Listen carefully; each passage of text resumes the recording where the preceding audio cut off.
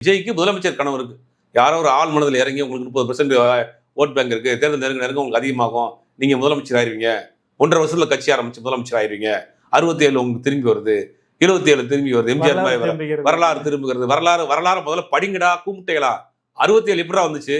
20 வருஷம் அண்ணா போராட்டத்துக்கு பிறகு 67 ஆட்சியை பிடிச்சாரு. அண்ணாவே கூட்டணியோட தான் ஆட்சியை பிடிச்சாரு. இந்த வரலாறு அந்த கூமுட்டைகள் தெரியுமான்னு தெரியல. 67 அண்ணா ஆட்சியை பிடிச்சாருன்னா அன்னைக்கு எதிராக இருக்கக்கூடிய இவர் சித்தாந்தத்திற்கு எதிராக இருந்த ராஜாஜியோடு கூட்டணி வச்சு தேர்தல் சந்திக்கிறாரு.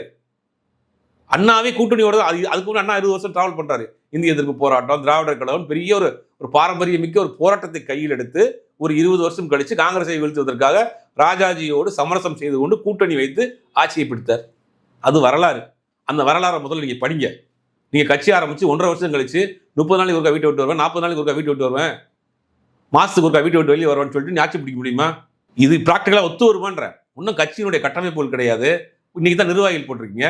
இந்த நிர்வாகிகள் இப்போ போட்டு 6 மாசத்துல அவங்க ட்ரெயின் ஆகி அவங்க ஆட்சி அதிகாரத்தை பிடிச்சி கொடுத்துருவாங்களா?